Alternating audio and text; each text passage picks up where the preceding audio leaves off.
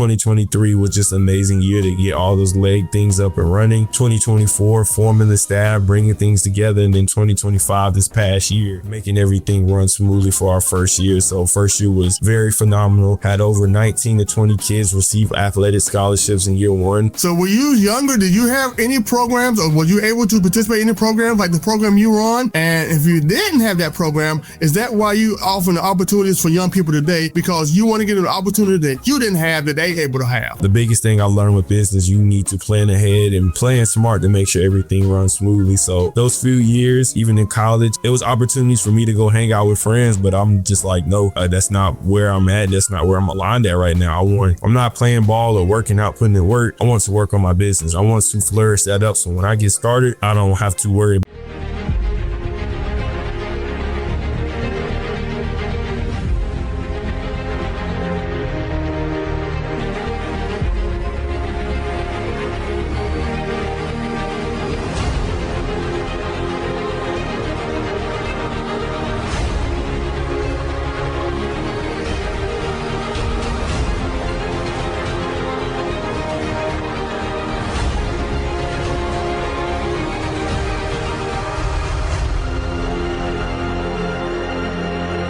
Hello, everyone. Welcome to the Career Education Learning Center podcast. I'm your host, Mitchell Rivers. As you can see, we're coming from a new background here that I'm trying today, and Coach Dickerson get the pleasure of having this new background. Now, today we have Jeremiah Dickerson, or Coach Dickerson. He is the owner of LLC, nonprofit AAU Travel Ball Program Team, Global Select, and a USAB Global Gold License Coach. How you doing today, Coach Dickerson? Doing very well. Cannot complain. Well, ladies and gentlemen, I used to also do stuff for AU, and I'm not as organized as you're going to hear from Coach Dickerson, but my AU days are behind me. I am glad. It takes a lot of organization. It takes a lot of patience with the parents, and we're going to learn from Jeremiah's standpoint how it is to run an AAU program. So, Jeremiah, tell us a little bit about yourself and your journey to having a nonprofit. Awesome, man. Awesome. Just a little bit about me. Of course, I am currently residing. I am from Greensboro, North Carolina. Born and raised here. Played at Dudley High School here in Greensboro. I went on to play at Shaw University, St. Andrews, Mid-Atlantic Christian, and Greensboro College. Sophomore year, winning all conference. Just a little bit of background about how I got started with my program. Me and my uncle, his name is Uncle Patrick, we sat down more so when I graduated high school. He said, hey, what do you want to do with business since this is going to be your major? And I said, hey, I gave him like 3 things. Travel ball organization was like maybe number 3. It wasn't number 1. Number 1 was something else that I was trying to do at the time while I was in school. More so, and during 2020, it was about maybe November, December. Something just clicked. I don't know, like God just set this thing on me, and it was more so I need to do this travel basketball organization. I was looking online. I was seeing how much AU had been diluted from a lot of things. It wasn't how when I played in high school. And I wanted to, of course, change the game when I came back. So I got with my uncle again. I said, no, I want to do this. I said, I want to change the landscape of Greensboro again and bring back what has been missing for a very long time with a premier travel ball organization going and doing so much for kids, and of course even helping out parents as well. So we started building in 2020. My projectile was to start in 2023, but of course it just didn't align in that nature for that. And it just made sense more so to start in 2025. Me playing college basketball at the time, it gave us more time to plan. The biggest thing I learned with business, you need to plan ahead and plan smart to make sure everything runs smoothly. So those few years, even in college, it was opportunities for me to go hang out with friends, but I'm just like, no, that's not where I'm at. That's not where I'm aligned at right now. I'm not playing ball or working out, putting in work. I want to work on my business. I want to flourish that up. So when I get started, I don't have to worry about other things. And, making those sacrifices, it was the greatest thing I could have ever done that God had laid on me. So doing those things, of course, taking those sacrifices and, putting in the work for that, getting the LLC, doing the logistical work behind it. 2023 was just an amazing year to get all those leg things up and running. 2024, forming the staff, bringing things together. And then 2025, this past year, making everything run smoothly for our first year. So first year was very phenomenal. had over 19 to 20 kids receive athletic scholarships in year one. We just provide a lot. We provide a strength and conditioning trainer, professional basketball agent, college advisor, college recruiter, nutrition coach, film breakdown, and then even mental health counselors. And lastly, keynote speakers coming in to, of course, talk to these kids and even parents as well, or just outlook of life. We don't only just bring in basketball players from the programs or college. We bring in barbers, beauticians, teachers, things of that nature, give these kids a different outlook of life. Like, hey, the ball eventually has to stop bouncing. You have to fall back on something. Wow, you do as far as making the team or your LLC, a whole, I would say, program, not just basketball, but more than basketball, and you're trying to prepare kids for the future. Is that correct? Yes, definitely. That's just, of course, our main goal of preparing them for the future long-term wise, beyond, of course, college, more so just our outlook of life, preparing them for what are your next steps in life. We want to make sure you're prepared for your next steps in life and help you on that journey as well. And how has this been received by the parents? Parents have loved it so much. They tell me all the time, they're like, I've never been in a program like this before. Like, we've dealt with other programs and XYZ. I'm just like, I can't speak on other programs. I can only speak about mine. And I tell them that truly means a lot to me that you guys speak this highly of our program and what we provide. And I said, that was always been my mission and vision of what we want to give our kids and our parents for the program as well. And now we started to venture out, of course, overseas, partner with overseas program, helping kids get over here to get opportunities and vice versa over there. I can tell you, when I was in AAU ball and I helped coach AAU ball, we had nothing like this, ladies and gentlemen, nothing close like this. You came to practice and you went, we gave you the schedule. We went different times. Sometimes times changed, sometimes things that. We did not have all the stuff or the opportunities that you're offering for your program. That is fantastic, man. I would have had that when I was younger. Now, I know I'm a little bit older than you, only a little bit, but I would have had a program like this coming in. So how many teams do you have in your program? Yes, currently we have 7 teams in our program. We have a 14U boys through 17U boys, which we have 2 16U boys teams and 2 17U boys teams. Then we have a 15 through 17U girls. 2 of my premier 17U and 16U boys, they, of course, are on the Under Armour circuit. So primarily you deal with high school students, is that correct? Yes. And so dealing with high school students, I think what you're doing is fantastic because now you get them thinking about different careers, different things, and they don't always have to go to a 4-year school. And you bring in beauticians, you bring in entrepreneurs, you bring in an array of people, and they have a myriad of professors in which those young people have an opportunity they never thought about doing that, hey, this may be something I want to do. Definitely. And that's always been the end goal and main mission is for them to see those people come in and just like, okay, yeah, basketball is an outlet for me. I can use this as a tool to do other things and network and connect with people that do different things. Like you mentioned, barber, beauticians. And when they come in, they're like, oh, wow, this is creative what they're doing with their own business to that nature. I could potentially do the same thing when I'm older. And that's, the vision we want to give these kids. Do whatever you want to do. We don't ever want to limit a kid and tell them, no, you can't do this in life. To me, that is crazy for anybody to tell a kid that, oh, you can't do X, Y, Z in life. So when you was younger, did you have any programs or were you able to participate in any programs like the program you were on? And if you didn't have that program, is that why you offer the opportunities for young people today? Because you want to give them the opportunity that you didn't have that they able to have? No, definitely. For myself, I was able to participate on another prestigious program here in North Carolina, Garner Road out of Raleigh, North Carolina. I had the opportunity to play for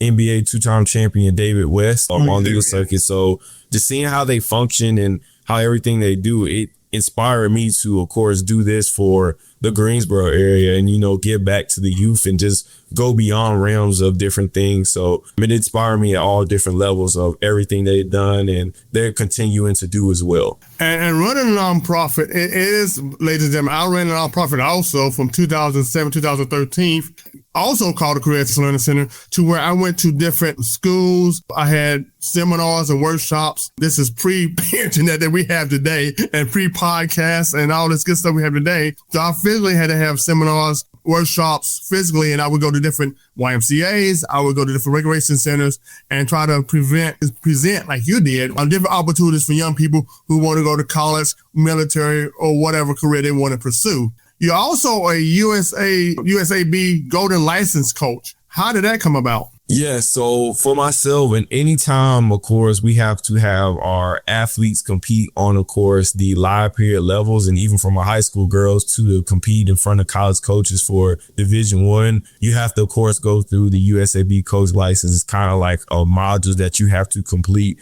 in order to get your next steps and go and get some other certifications as well. When receiving that is just an honor and a gift, man. It brings so many tools, so many drills you can learn, even how to structure your, of course, culture of your program for high school, travel ball, things of that nature. So earning that USAB coach license was one of the best honors I've ever received. And, just using those tools, definitely been helpful from what I've been able to do and accomplish for my program and even from a high school group as well. Well, that's great. And I stress all the time to our listeners and my audience is that licenses, whatever license you get in, is very important. You can have a degree, but also your license is as important as a degree because you have a license in order to operate. So if you're in real estate, you can have a degree all you want to, but you need a real estate license. If you're a broker, like a financial broker, you need a broker's license. And so those licenses are key to you becoming more successful in that business. What were some of the challenges starting a nonprofit? As I stated earlier, I had a nonprofit and I had many challenges. What were some of the challenges you had starting your nonprofit? And what are some of the joys that you have now since you have your nonprofit? I think some of the challenges I faced in the beginning were more so the support system. Greensboro, a new program, everybody's like, oh, what are you going to do? What is this? Things of that nature. So, more so getting everybody on board. And of course, starting nonprofit finances while you're trying to, you're wanting to do so much, but it's just like, it ain't going to happen. You're going to fundraisers, sponsorships, grants, things of that nature. So, that's the biggest thing. And then lastly, of course, choosing the right people in your program. I think that was the biggest thing. And I've learned a lot, even after year one, that, it's okay that some people you thought were perfect for your program, they're not good for your program. And that it's okay. It's perfectly fine, And I think choosing the right people was probably the biggest challenge, and understand, are they a right fit or are they not a right fit? And just learning those types of things have helped me out in so many ways, of course, proceeding where I am now, of course, choosing the right coaches, and of course, iron out, I don't think they'd be a good fit for the program and what we're trying to do and accomplish. So choosing that right staff is more important, or we call human resources, is more important than people realize. I think I had a business person on here before that stated, and many entrepreneurs that say that having that right staff, having that right people is very important, makes your job a whole lot easier and help you run the organization also easier. Would you agree? Yes, definitely. And I think, it just, in regards to choosing the right people, these are ultimately the people that are going to be with their kids. The parents are looking like, okay, are these the right staff that's going to, of course, push my kid to get better? Are they going to, of course, get my kid to the next level and help them with those opportunities off the floor? Are they going to check their grades? Are they going to be respectful to my kid? It's a lot of things that goes into it. And it's just like, from a parent aspect, you have to understand, like, okay, we have to put these kids in the best position possible with the right staff. It could be people that have hidden agendas that, of course, are not good for the kids, that you ain't gonna like, oh, no, you're not a right fit for what these kids are needing. So definitely, man. Yeah, I mean, that's very important. That's why I don't want to stress that. And I'm running that easy as an entrepreneur myself, is having the right people around you. I mean, I have a great staff behind me and they do a fantastic job. And so that's why when you see the great results I get from my podcast, and now you see how I'm able to get great guests like Coach Dickerson here. Coach Dickerson, what is the NCAA BCCS? I seen that on your profile. Now I wasn't sure what that was. Yeah, so that additionally is kind of like the USAB license. It's like, first you have to get the USAB license first, and then second you have to get that. That is more so like your guidelines for NCAA. Hey, you get this. Of course, now you get to understand. You have to register for those live events on the NCAA BCCS, and then build your roster, adding your players on there so they're cleared to go under, of course, the NCAAs. But in order to get that, you will have to get the USAB license. That's like taking you tutorials of how to gauge your team, how to operate the team, what live periods look like, coaches, and things of that nature. And the reason I mention that is because those opportunities, I think even 5 or 6 years ago, or since say 8 to 10 years ago, wasn't offered that I know of in AAU. And I think those programs, if you're an entrepreneur or in any type of program, it helps to get as many resources and associations that help you as much as possible to make your program even better. Would you agree that those things that you talked about earlier for the programs and everything has helped you and your staff a lot? Yes, definitely, definitely. It makes things so much easier, getting these licenses and things of that nature. And even from our program, I have a lot of high school coaches that are here as well. And they all use like the tutorials and drills they see on USAB Gold Coach license and then in their program. So they use it as an additional tool as well. So I really love that they use that. I agree. And I also see your profile. We graduated from Greensboro College and you're currently doing your MBA at UNC Pembroke. Is the education experience really helping you as far as where you're at today, as far as with your program? Yes, definitely. It's, of course, giving more knowledge on certain things and gaining more knowledge. Knowledge is key to, anything you're wanting to do. The more knowledge you get, the more knowledge you know, man. So, I mean, why not, of course, go gain more knowledge and, of course, be a better business person. That's one thing I always want to be is every day, how can I be a better CEO? How can I be a better director? How can I learn? How can I grow? How can I be better in certain areas? And I feel like, yes, year one, I did solid. And I felt like now learning what I did in year one, coming in year two, I think makes more sense. I know what I know now, what I've gained, even from learning in school as well. And what I told Coach Dickerson earlier is that my brother went to UNC Greensboro and graduated from UNC Pembroke in both undergrads. And my brother went on to get a graduate studies degree at Gardner-Webb University. And I chose to pursue my graduate degree. I was a thank you lottery when I finished school. So it's an education. It's like, if you can get out of school, Mitchell, I think my mom said, if you can just get out of school, I would be happy. Look, definitely. I would be happy to just get out of school. But I try to stress to young people, and that's why I'm glad you bring in different professions, so that a 4-year degree is not for everyone, but a career is everyone can have. And to pursue other interests other than what you see on what most people consider successful, that you can be successful in any type of profession that you go into. And I think that's great for what you're doing with your program. I also seen on your profile where you're the head of Talent Acquisition Spirit of Excellence Award. That's fantastic. So did your program or did you receive that award? Yes. So my program received that award for Outstanding Business of the Year at the Spirit of Excellence Awards for the year 2025. It was an honor to receive that award for everything we've been doing this past year. And just in year one to receive that, it was just give all glory to God for that honor as well. Yeah. And that says a lot about your program, right? I mean, you're very young as far as nonprofiting years, but yeah, you already received the award. And I think, like you said before, those licenses, those programs, listen to people, really acquiring all the talent. And when you start a nonprofit, there's going to be headaches or hiccups when you start in the beginning. But it seems like you have learned from those hiccups and headaches. And so that is fantastic, man, what you're doing there. Now, did you always want to get into something like this? Because most people don't concentrate on nonprofit, especially coming straight out of college. Was that something you had maybe you're young that you want to be a basketball coach? Or is that something like, I always want to be involved in basketball, and this is some way how I can do that? Do basketball that I enjoy, at the same time, run a business in a sense. Great question. It kind of was a mixture of a lot of things, of course, when I was younger and even going through college until maybe senior year, I wanted to play at the programs. But even when I was younger, like currently what I do now, I coach high school basketball, but I also wanted to be in more so a general manager role and doing something. I've always been fascinated with, orchestrating the team and just doing different things of that nature. I'm even playing the video games when I was younger. I would go do the modes where you can go create a team and build it that way as like a general manager looking at it. It just always intrigued me. And then, I felt like God was just placing that on my heart and, just telling me then like, oh,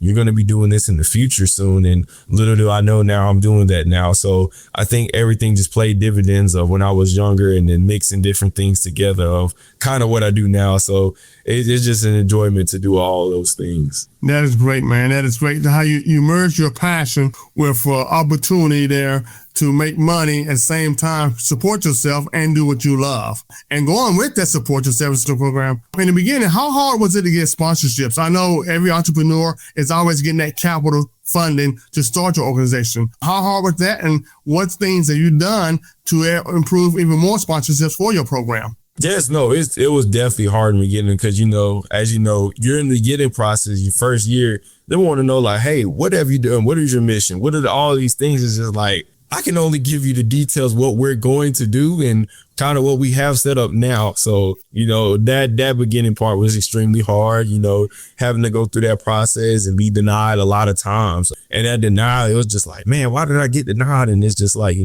why not just keep being relentless at it? And now the resume, the program has built up. It's made a lot of things much more easier now. So they're like, okay, we see in the track record what you've done with kids. We see what you're kind of doing with the program and things of that nature. We'll go ahead and do these things for you as well. So it's helped out more so that the experience part played a dividend of what they typically what they're looking for. And so what do you want to do for the next 5 years? Where do you see your program in the next 5 years? You've done a lot of things these short period of years. Do you have something that you want to accomplish in the next 5 years or 3 to 5 years with your program? Yes, definitely. I think the biggest thing is, excelling more so, continue to be on the main Under Armour circuit platform. And then the main thing is helping these kids reach the next level, keep getting kids in colleges, keep getting kids, of course, they want to go play pro. And even outside of that, helping these kids find careers, just continue to do that and growing the game across overseas. I think that's the biggest thing for me, growing the game over there, building up teams and programs over there as well. So I think that to me is the main end goal for the next 5 to 7 years. That is fantastic, man. I love that. And I would definitely be supportive if you need me for anything. I would definitely go on. So before we end this podcast, do you have any advice for our young people who may want to get involved in careers or AAU basketball? Or just general advice at all for our young people to have before you leave this podcast? No, definitely. For my young people, I think the biggest thing now is put the work in, stay off the phone as much as possible. And social media, it can be, a drug. Let me interrupt because that's a tall task. I can't just stay on my phone. So you ask these young people who have zero phones that were 2 years old. I see 2-year-olds with their phone in the grocery stores. So, but they can't cut back. But go ahead, Coach. No worries. No, to me, it's just you more so putting in the work or everything. Whatever you want to do, go for it. Don't procrastinate. Don't contradict yourself. Just go for it. Of course, as always, be respectful, be mindful, because you never know. Forget the basketball part. You never know who's watching, who's looking at you, who's looking at your mannerism and your characteristics of yourself as a person. And that goes a long ways, especially once you start to grow older. So always take those things in the heave and be true to yourself. Don't try to be somebody you're not. Man, I like that. I really do like that. Is there any contact information you want to put on the podcast? If they want to get in touch with you, can they get in touch with you through LinkedIn or other social media? Yes, definitely. First and foremost, please follow us on Instagram at Team Global Select, name written out. And then also even on LinkedIn, you can, of course, contact me there. Jeremiah Dickerson as well, too. Please give me a follow. I always will follow back and reach out as well. I love connecting with new people and just learning about different people as well. Well, I tell you what, Coach Dickerson, this has been a pleasure. I really enjoyed our podcast interview today. Thank you so much for coming on show today. I really do appreciate it. Thank you so much for having me again. It's a pleasure to be on a prestigious platform. This has been an honor. And I'd like to thank our viewers and listeners for joining me, Mitchell Rivers, on another terrific episode of the Career Education Learning Center podcast, where we make your career dreams a reality. God bless.